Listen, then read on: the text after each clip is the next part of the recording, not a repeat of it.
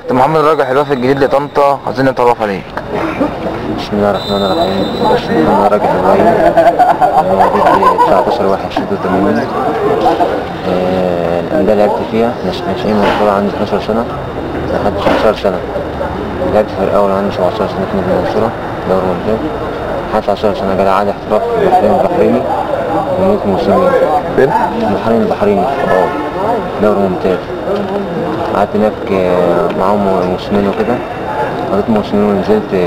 أول نادي لعبت في مصر بعد المنصورة كان المقصة، رحت معاهم ومضيت عقد وكل حاجة وكده، بس ما اتفقناش على المبلغ المادي وكده. كان فترة بسيطة بين الانتقال يعني، قعدت معاهم فترة طويلة. رحت أبشواي، وادي دجلة أبشواي، قضيت معاهم ده الموسم التاني بس، وبعدين انتقل لطنطا. ده جاي فري ولا جاي تعاقد؟ لا جاي تعاقد، خلصونا هم من أبشواي، كان لسه سنة في أبشواي.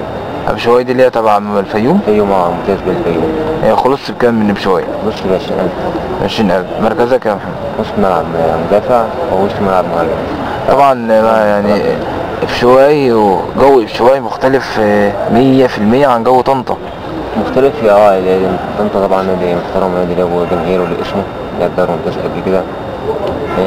نفس الجو اختلف في المنصورة، يعني نفس الأجواء ونفس الجماهير ونفس قمة النادي في مصر هو نادي المنصورة. أنا بحس إن أنا في بيت، أنا أصلا متربي في المنصورة من صغري كده، واخد على انت الجو. اصلك من المنصورة؟ أنا من طنطا. انت في منصورة، واخد على الأجواء اللي هي الجماهير، واخد على الأجواء اللي هي الالتزام اللي انت عايز تقدمه ان شاء الله السنة دي، وطموحاتك ايه؟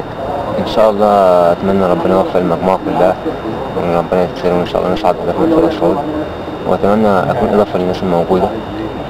طبعا الناس كلهم ما شاء الله كويسين وكده أسماء وكده، فربنا يكرمنا معاهم وكده، ونكون سبب في الناس اللي نصعد إن شاء الله. ان شاء الله بالتوفيق لك، وعايزين نشوف محمد راجح ان شاء الله هنا في طنطا. برضه طنطا نادي الحمد لله نادي جماهيري، نادي جماهيري واحنا رايحين القاهرة. شايف القاهرة ازاي؟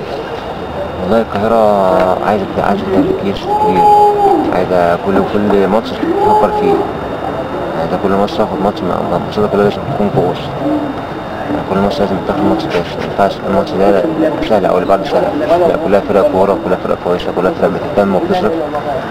أنا شايف مجموعة القاهرة مجموعة يعني لازم تكون كل ما تدور كل ما ماتشات كويس. توفيق ان شاء الله محمد، ربنا يوفقك باذن الله.